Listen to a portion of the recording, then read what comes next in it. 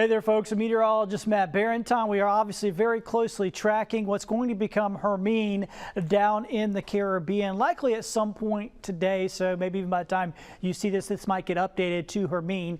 Winds 35 miles an hour, moving to the west-northwest at 14. Here's the all-important forecast from the National Hurricane Center.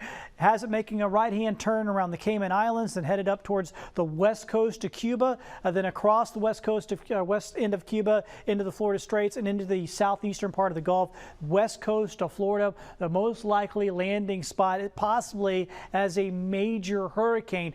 You do notice it makes this northeasterly bend as it heads towards the Gulf of Mexico, and the reason why, we're going to have a cold front coming on down. That will help our area.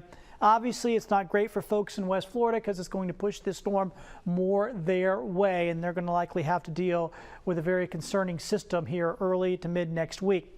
And you can see how the models are in very good agreement. A lot of them just piling this into somewhere around Bradenton or Sarasota, Tampa Bay, those areas along the west coast of Florida, the most likely landing spot for what will become Hurricane Hermine. Back to our Friday here along the Gulf Coast. It's going to be hot, but not as hot as it has been. Temperatures in the lower 90s out there this afternoon. As we look here through the weekend, it'll continue to remain pretty hot this weekend. Slight chance of rain on Sunday, but all in all, pretty good weekend, pretty quiet weekend. And then here comes that all-important front I just talked about. This is what's going to help us out, keeping that storm, Hermine, away from us.